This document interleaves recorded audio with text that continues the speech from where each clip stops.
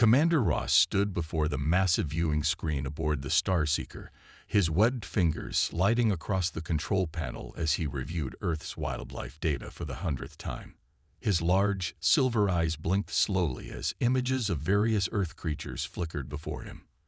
The gentle blue glow of the screen reflected off his pale, almost translucent skin, a common trait among his aquatic species. "Commander, you're going to love this." Dr. Walker burst into the observation deck, his gill flaps fluttering with excitement. The ship's head biologist had spent the last 3 months studying Earth's creatures, and he had developed an almost childlike fascination with the planet's wildlife. Ross turned away from the screen, his long neck twisting gracefully. "What have you found, Doctor?" "Look at these magnificent creatures." Dr. Walker waved his hand, and a new image appeared on the screen. The locals call them hippopotamuses, or hippos for short. They're semi-aquatic, just like us. The screen showed a group of large, round animals wallowing in a muddy river. Their tiny ears twitched as they opened their mouths in what appeared to be friendly yawns, showing pink gums.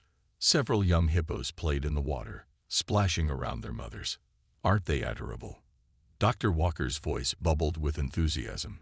"They spend most of their time in the water. They're herbivores, and look at how they care for their young. They're perfect." Commander Ross studied the footage carefully. The animals did seem peaceful, lounging in the water and grazing on grass. Their round bodies and small eyes gave them an almost comical appearance. "Have you cross-referenced them with our threat assessment database?" "Of course." Dr. Walker pulled up another screen, showing various charts and graphs. They're classified as Class 1 herbivores. Completely harmless. Their only defensive adaptation is their thick skin, which evolved to protect them from the sun. They're basically giant water cows. Ross nodded thoughtfully. The Galactic Union had spent decades perfecting their wildlife classification system. A Class 1 designation meant the species posed no threat to advanced civilizations. It was the same classification they gave to Earth's rabbits and deer. "What about their behavior patterns?" Ross asked, still watching the footage of the hippos sleeping peacefully in the water. "They're social creatures, living in groups called pods," Dr. Walker explained, pulling up more data. "They spend their days resting in the water to stay cool and their nights grazing on grass. The most aggressive behavior we've observed is some mild pushing during mating season, but nothing concerning." The commander's assistant, Officer Reed, entered the observation deck with the day's reports. Her fins rustled softly as she moved. "Sir, the survey team has completed their analysis of Earth's major river systems. The African waterways would be perfect for our first colony." "And these hippos?" Ross asked, gesturing to the screen. "They're present in most of our targeted rivers, sir," Reed replied, checking her datapad. "The local humans actually consider them a tourist attraction. They bring their young to watch them from a safe distance, not because they're dangerous, but because humans are quite fragile compared to us." Ross watched as more footage played across the screen. A baby hippo nursed from its mother, while others dozed peacefully in the afternoon sun. Their rotund bodies and tiny legs made them look almost comical. How could anyone see these creatures as anything but charming? "The Council will love this," Ross said, finally. "A peaceful water species that already occupies our targeted territories. It's perfect for the public relations campaign back home." Dr. Walker could barely contain his excitement. "We could even include them in our colonial design, create shared waterways, maybe even try to domesticate them. Imagine having these adorable creatures as pets in our underwater gardens." The three aliens spent the next hour watching more hippo footage, completely enchanted by what they saw as gentle giants. They particularly enjoyed clips of hippos opening their mouths wide, interpreting the display as friendly yawning rather than what it really was, a warning display. "Add them to the official report," Ross decided. "Classify them as a potential cultural asset. The children back home will adore them." He could already imagine the stuffed toys and holovids that would be made featuring these charming Earth creatures. Later that evening, Ross recorded his personal log. Day 89 of Earth observation. We've identified the perfect location for our first major water-based colony. The local fauna includes a delightful species that shares our aquatic lifestyle. The humans call them hippopotamuses. I'm sure our linguists will develop a more elegant name for them. They appear to be gentle, peaceful creatures that will make perfect neighbors for our colonists. Their presence in our targeted rivers is actually a bonus. We won't have to displace them, and they'll add a wonderful aesthetic element to our settlements. He paused the recording and looked out the ship's window at the blue planet below. Earth's waters beckoned to them, promising a new home for his people. The fact that they would share these waters with such charming creatures only made the prospect more appealing. What Ross didn't know, what none of them knew, was that they had made a series of catastrophic mistakes in their assessment. They had observed hippos during their most peaceful moments and completely misinterpreted their behavioral signs. Those wide-open mouths weren't friendly yawns, but territorial displays. The seemingly peaceful water gatherings weren't social hours, but carefully maintained power structures. And those thick skins hadn't evolved to protect from the sun, but as armor for the brutal fights that regularly broke out between bulls.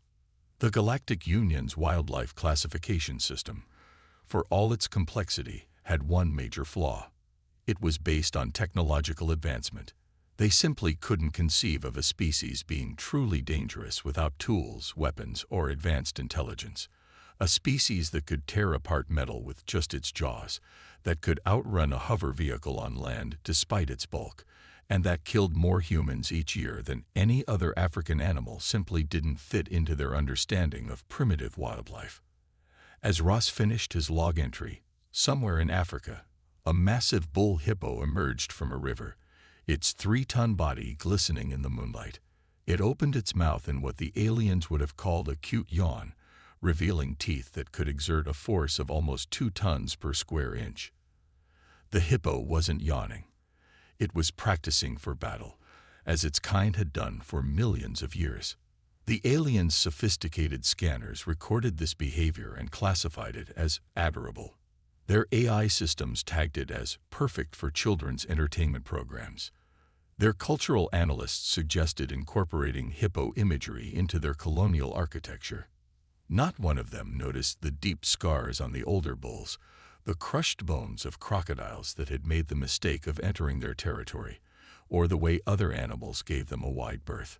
Not one of them thought to ask why local humans built their villages away from hippo-populated rivers, or why African wildlife guides carried their heaviest rifles when near hippopods. As the Star Seeker continued its orbit around Earth, its crew dreaming of peaceful coexistence with their new aquatic friends, nature was about to teach them a lesson about the true meaning of danger. The most powerful jaws in Africa were waiting for them, and no amount of advanced technology would prepare them for what was coming. Commander Ross made one final note in the ship's official record. Local fauna status: completely harmless. Recommendation: proceed with colonial establishment. Special note: consider breeding program for hippopotamuses as companion animals. It would turn out to be the most ironic entry in Galactic Union history. The morning sun cast long shadows across the Zambezi River as 50 massive alien ships descended from the sky. Their sleek, silver hulls reflected the golden light, creating spectacular patterns on the water surface. Local wildlife officials watched from a safe distance, their radios crackling with urgent messages from various government agencies. Tom Wilson, the head ranger of the region, grabbed his binoculars and focused on the largest ship. His hands were steady, but his voice trembled slightly as he spoke into his radio. They're landing right in the middle of the hippo territory, right in the bloody middle of it. The alien ships, designed for water landings, settled gracefully onto the river's surface. Their hulls, made of what the aliens called indestructible neosteel, barely disturbed the water. Small waves lapped against the shores, where a pod of hippos watched with unusual interest. Inside the command ship, Commander Ross supervised the landing operations. Perfect positioning, he said, his webbed fingers dancing across the control panel. Begin deployment of the floating platforms. Dr. Walker could hardly contain his excitement. "Commander, look, our new neighbors are already coming to greet us." He pointed at the group of hippos that had begun moving toward the ships. Their small ears twitched forward with curiosity.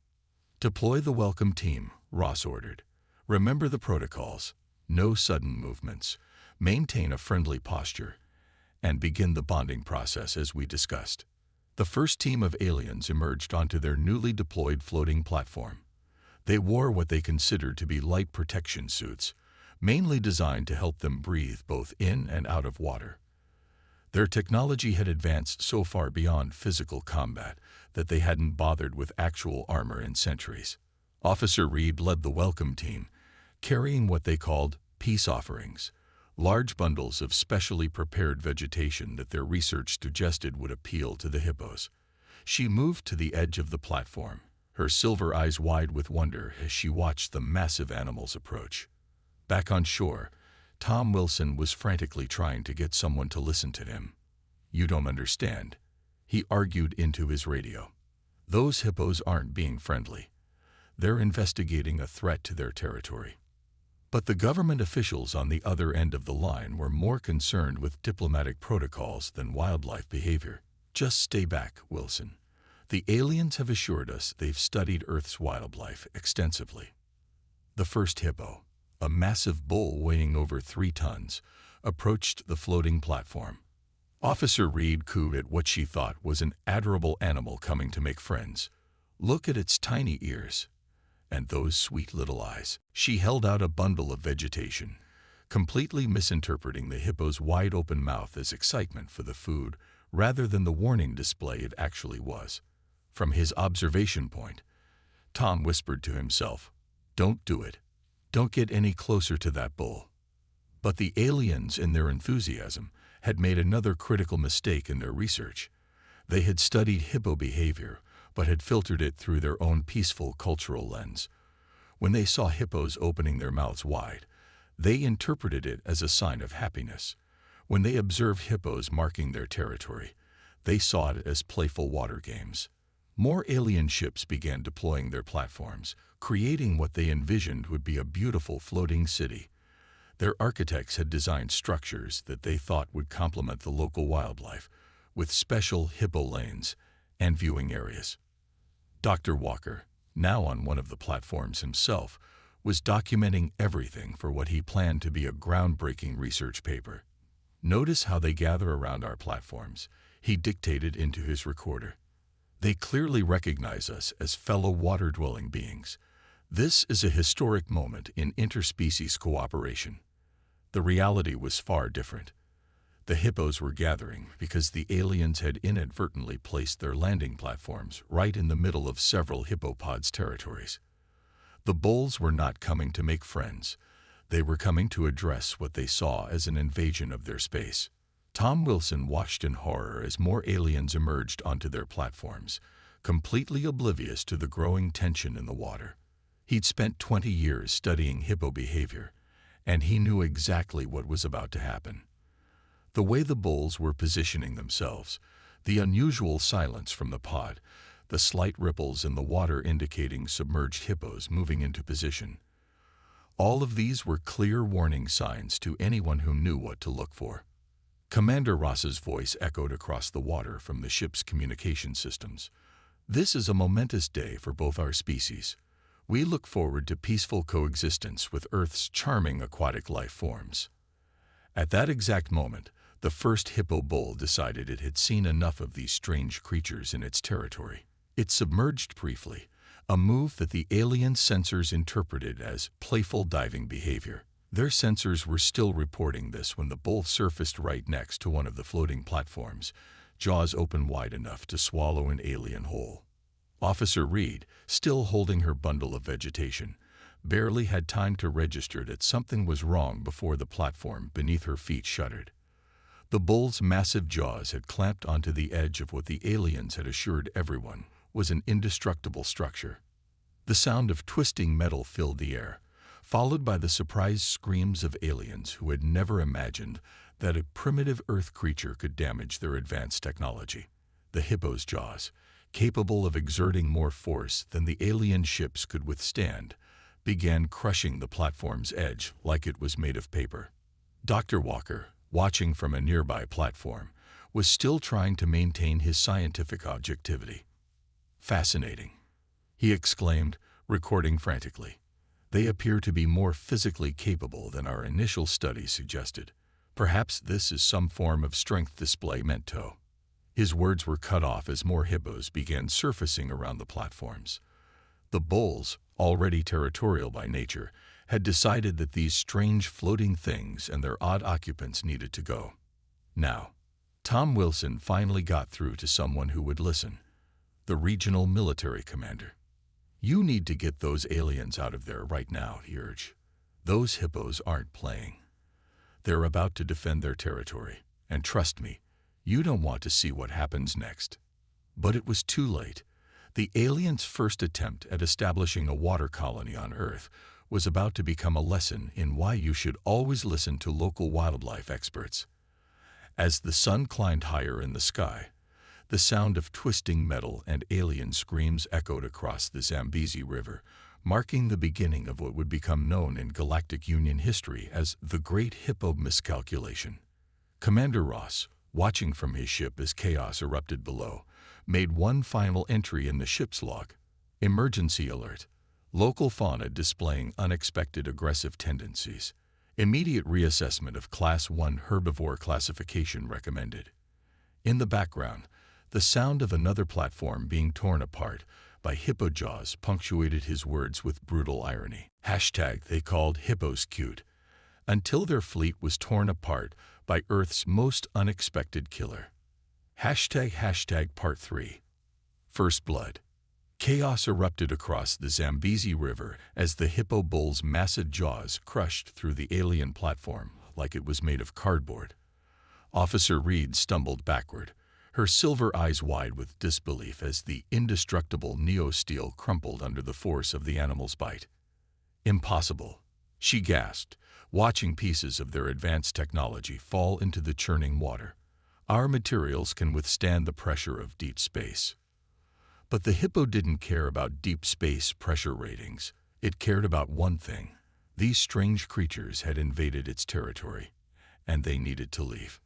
Now, Dr. Walker, still recording from his nearby platform, couldn't process what he was seeing. "This defies all our research. The bite force readings must be off the charts." His scientific excitement quickly turned to horror as he realized more hippos were surfacing around them, their small eyes focused with frightening intensity on the alien structures. Commander Ross's voice crackled over the communication system. "All personnel, return to the ships immediately. This is not a drill." But getting back to the ships wasn't as simple as they'd planned. The aliens had designed their evacuation protocols for technical failures or attacks from technologically advanced species, not for dealing with angry 3-ton river horses. Tom Wilson watched through his binoculars as the scene unfolded. "They're going to try to use their fancy weapons," he muttered to himself. "That's going to be mistake number 2. Sure enough, the alien security forces deployed their energy-based defensive systems. Beams of light shot across the water, designed to create barrier fields that could repel most known weapons. The hippos barely noticed them. Their thick skin, evolved to withstand both sun and serious battle damage, proved remarkably resistant to the alien technology. A young alien scientist made the mistake of trying to reason with an approaching hippo.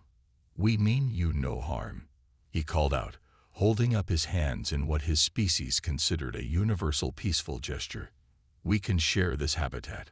The hippo's response was to surge forward with surprising speed for its size, jaws open wide. The alien barely had time to activate his emergency teleporter before those massive teeth snapped shut where he had been standing.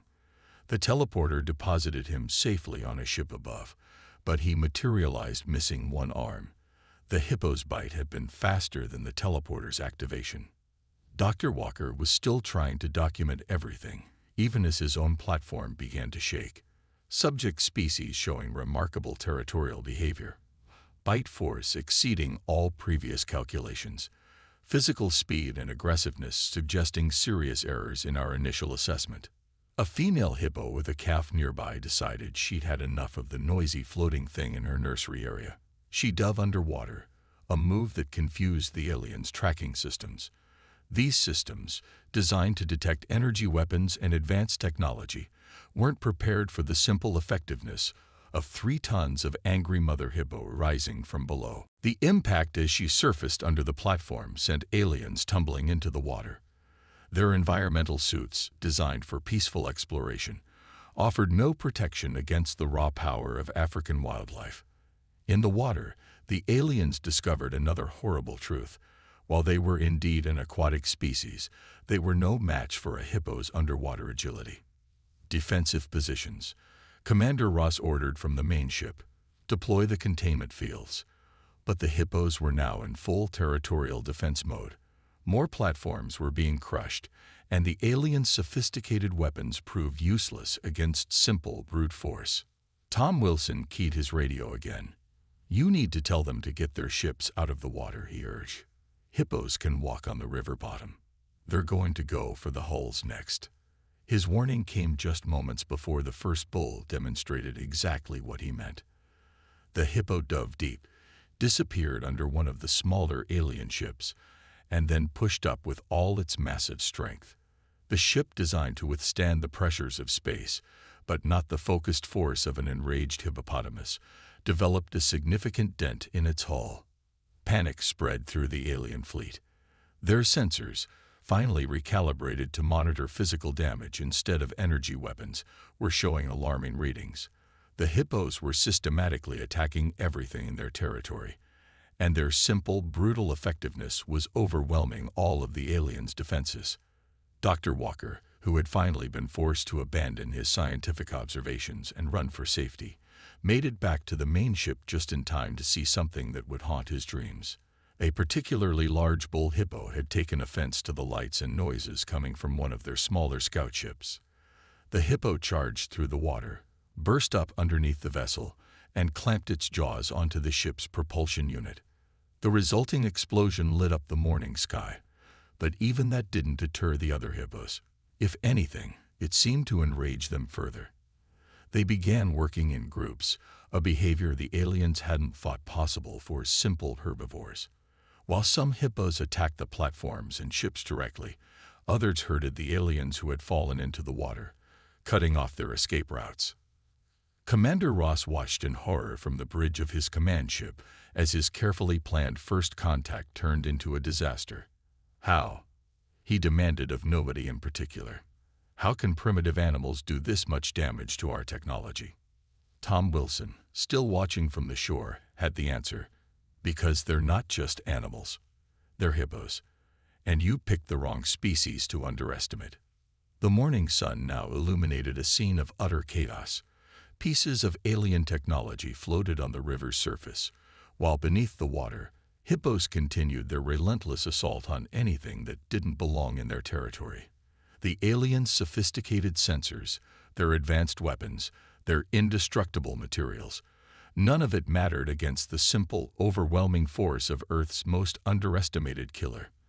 As the aliens initiated emergency evacuation procedures, Dr. Walker made one final entry in his research log.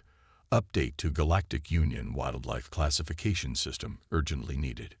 Recommendation: create new category for Earth species. Previous system inadequate for creatures that combine physical power, territorial aggression, and complete immunity to our technological advantages. Personal note: we'll never trust anything that looks cute again. The hippos, meanwhile, continued their assault, completely unimpressed by the aliens' retreat. They had defended their territory as they had done for millions of years, neither knowing nor caring that they had just changed the course of galactic history. To them, it was just another day on the Zambezi River, protecting their home from intruders who should have known better than to test their patience. News of the disaster on the Zambezi River spread quickly through the alien fleet. But for many ships positioned along other African rivers, the warnings came too late. What had started as a single hippo attack was about to become a continent-wide demonstration of why these animals had survived since the age of dinosaurs. Commander Ross, nursing his injured arm in the medical bay of his command ship, watched the incoming reports with growing horror. "How many pods are we dealing with?" he asked, his voice weak from pain medication. Officer Reed, her uniform still dripping from her earlier escape, checked the data screens. "Sir, we're getting attack reports from the Nile, Congo, and Niger rivers. Every single colony site is under siege." In the Nile Delta, a group of alien scientists had thought they were safe in their hovering research station floating 10 feet above the water. They discovered, to their shock, that hippos could jump much higher than anyone had anticipated. The entire station tilted sideways as a 2-ton bull launched itself partially out of the water, its massive jaws clamping onto the station's support struts. "That's physically impossible," screamed one scientist as their advanced equipment crashed into the river. "Their muscle mass to jump ratio shouldn't allow." His scientific objection was cut short as he had to evacuate the crumbling station. Dr. Walker, who had somehow maintained his scientific curiosity despite his terror, was analyzing the attack patterns. "They're not just attacking randomly," he reported, his fingers shaking as he pointed to a map. "Look at these patterns. They're methodically destroying every piece of our technology that enters their territories. It's like they're following some sort of battle plan." Tom Wilson's voice crackled over their communication system. The aliens had finally decided to listen to the human expert, though much too late. Hippos have been defending their territories for millions of years. They know exactly what they're doing. The alien fleet's defensive coordinator attempted to adapt their strategies. They deployed sonic weapons designed to disorient advanced species, only to find that the hippos either ignored them completely or became even more aggressive.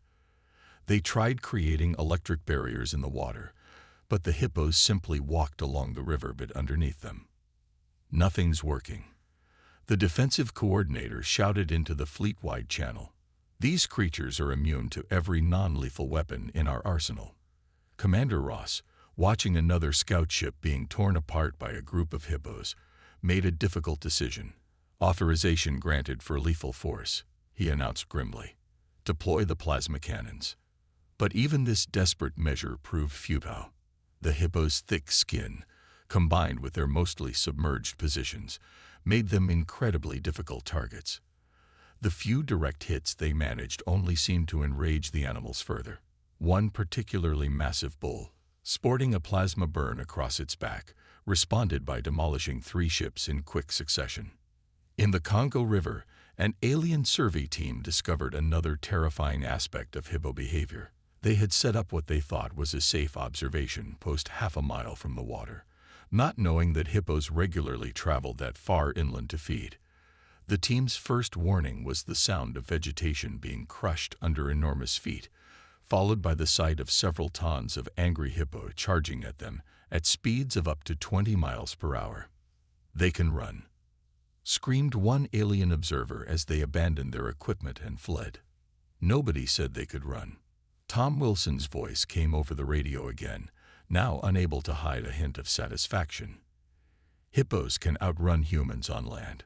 Did nobody bother to read the wildlife guides we sent you?" The aliens' sophisticated battle computers, programmed to counter everything from energy weapons to antimatter bombs, were rendered useless by the simple, brutal efficiency of the hippo attacks.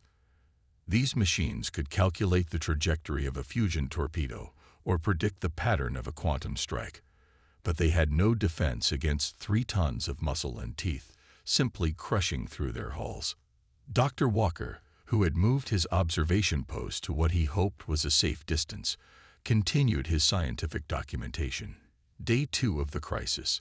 Our entire defense strategy, based on repelling technologically advanced threats, has proved completely ineffective against pure primal aggression. The hippo's combination of physical power, territorial instinct, and amphibious capability has revealed a critical flaw in our military thinking. The Galactic Union's emergency response team, finally arriving to assist, proved equally unprepared. Their ships, designed to rescue people from space battles and natural disasters, had no protocols for dealing with angry hippopotamuses. One rescue attempt ended with the rescue ship itself needing rescue after a hippo bit clean through its power core. Commander Ross, watching his fleet being systematically destroyed by what his civilization had classified as harmless herbivores, finally understood the magnitude of their mistake. "We based our entire assessment on technological advancement," he muttered, watching another ship sink. "We never considered that nature might have already created the perfect war machine millions of years ago." In a particularly humiliating incident, the aliens' most advanced stealth ship, capable of becoming nearly invisible, was found and attacked by a hippopod. The ship's captain, after being rescued, reported in disbelief. "They didn't need to see us. They could sense our presence in their territory. What kind of primitive animal can do that?" Tom Wilson, still providing commentary from his safe observation post, had the answer. "The kind that's been ruling African rivers since before our species existed. The kind that kills more people in Africa than any other animal. The kind you should have researched better before you decided to build houses in their living room." By sunset of the second day, the situation had become a full-scale rout. The aliens' superior technology, their advanced weapons, their sophisticated defensive systems, none of it mattered against the simple fact that they had inadvertently picked a fight with one of Earth's most perfectly evolved killing machines. Dr. Walker made his final research note before the emergency evacuation. Conclusion: Earth classification as a Class 3 developing world was a severe underestimation. Recommendation: reclassify as Death World, based not on technological threats, but on the planet's megafauna. Personal addendum: will be submitting my resignation from the Xenobiology Department upon return. Taking up a safer line of work, like antimatter containment. As the sun set over Africa, the hippos remained in their rivers, largely unperturbed by the havoc they had caused. They had defended their territory, as they had done for millions of years, completely unaware that they had just changed their planet's status in the galactic community.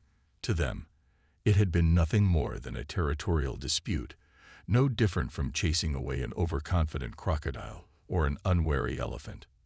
In the end, it wasn't humanity's technology or military might that protected Earth from its first alien invasion attempt. It was the simple fact that millions of years of evolution had produced something far more terrifying than any alien weapon: the common hippopotamus. Africa's perfect defense system. They called hippos cute, until their fleet was torn apart by Earth's most unexpected killer. Part 5. Retreat. 3 days after the first hippo attack, the remains of the alien fleet hung in Earth's orbit like broken toys. Commander Ross stood at the bridge of his command ship, his arm in a medical stabilizer, watching the last rescue operations through the main viewport. Below them, the African continent looked peaceful from space, its rivers innocent curves of blue cutting through the landscape.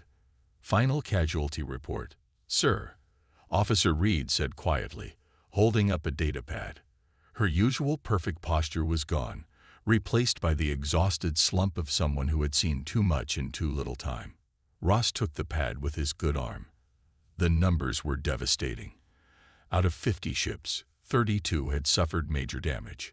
15 were complete losses, either sunk in various rivers or torn apart so badly they couldn't be salvaged. Over 200 crew members were injured, though thankfully their advanced medical technology meant no deaths. "And the animals?" Ross asked, still unable to say the word hippos without his voice shaking. "No casualties on their side, sir," Reed reported. "They appear to have already resumed their normal routines. Our last drone footage shows them grazing as if nothing happened." Dr. Walker limped onto the bridge, his research equipment gone but his data pad somehow still intact. "Sir, I've completed my preliminary analysis. You're not going to like it." "I haven't liked anything for the past 3 days, Doctor," Ross said dryly. "Go ahead." The scientist cleared his throat. "We made several catastrophic errors in our assessment. First, we assumed that any species without technology couldn't be a serious threat. Second, we misinterpreted every warning sign as friendly behavior. But the worst mistake was thinking we could establish a colony without understanding Earth's wildlife properly.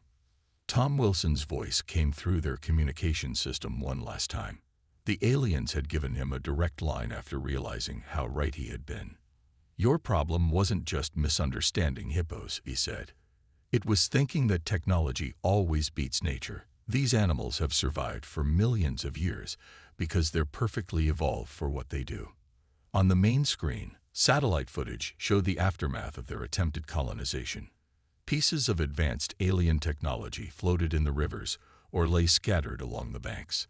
In one shot, a hippo was using a piece of their indestructible hull material as a scratching post. The Galactic Union needs to know everything, Ross decided. Doctor, prepare your full report. Leave nothing out. Other worlds need to understand what we learned here. Dr. Walker nodded and began dictating. Official report on Earth expedition failure. Section 1. Revision of wildlife assessment protocols. Previous assumption that technological advancement indicates species threat level proven dangerously incorrect. Recommendation. Create new classification system that accounts for physical capabilities, territorial behavior, and natural weapons. In the medical bay, injured crew members shared their stories. One engineer described how a hippo had caught up with him, despite his powered running suit. A security officer showed off the teeth marks in her unbreakable armor. Each story added to the growing legend of Earth's most unexpected defenders. The aliens' most advanced AI systems were still trying to process what had happened. Their combat computers, designed to learn from every encounter, were struggling to create effective countermeasures against what was essentially a very large, very angry water horse with teeth that could crush steel. "Sir," Officer Reed called out, "the Galactic Union Council is requesting a direct conference." Commander Ross straightened his uniform as best he could with one arm and nodded.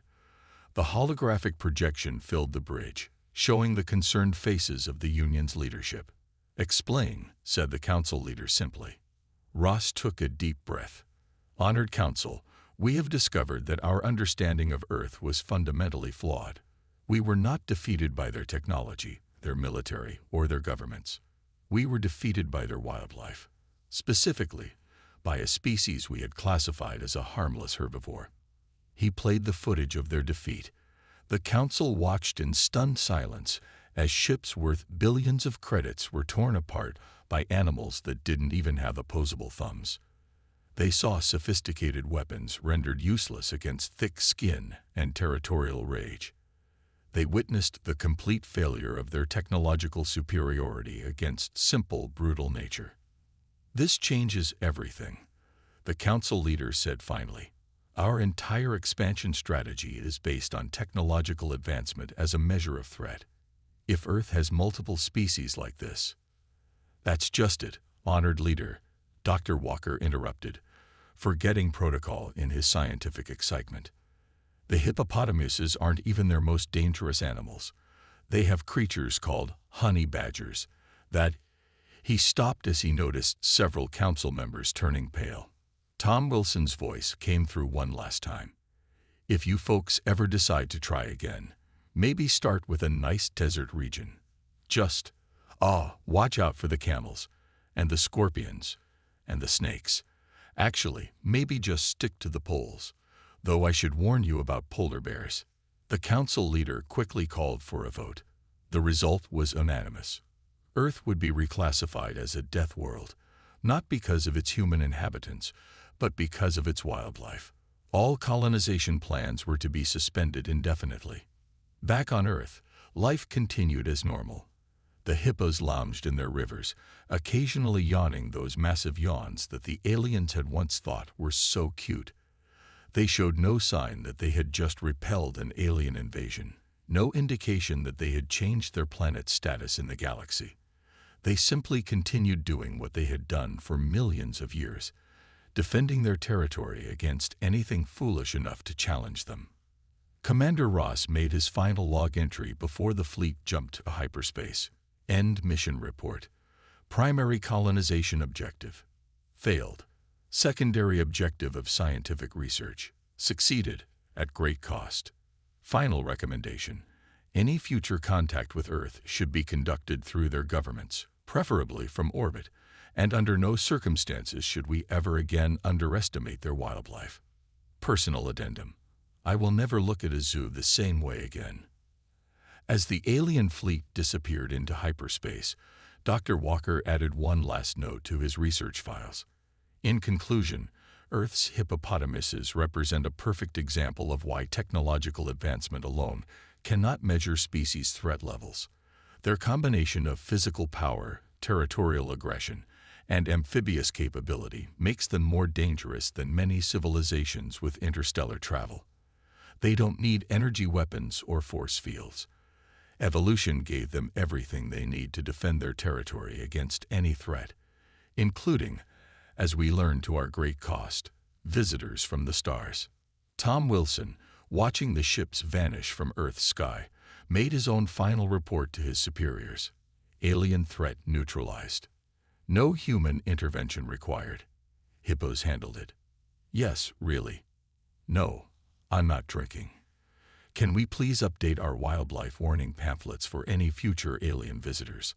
I suggest starting with the phrase, "Don't let the cute faces fool you." The sun set over Africa's rivers one last time on the Great Hippo War, as some humans were already calling it. The hippos neither knew nor cared about their new status as Earth's first line of defense against alien invasion. They simply continued their lives, watching over their territories with those deceptively gentle eyes, ready as always to remind anyone, human, alien, or otherwise, why they had survived since the dawn of time. In the end, it wasn't advanced technology, clever strategies, or sophisticated weapons that protected Earth. It was simply the fact that evolution had already created the perfect guardian. 3 tons of territorial attitude with jaws strong enough to crush alien ships like toys. The galaxy would never again make the mistake of thinking Earth was defenseless. After all, any planet whose cute animals could defeat a space fleet was definitely not to be trifled with.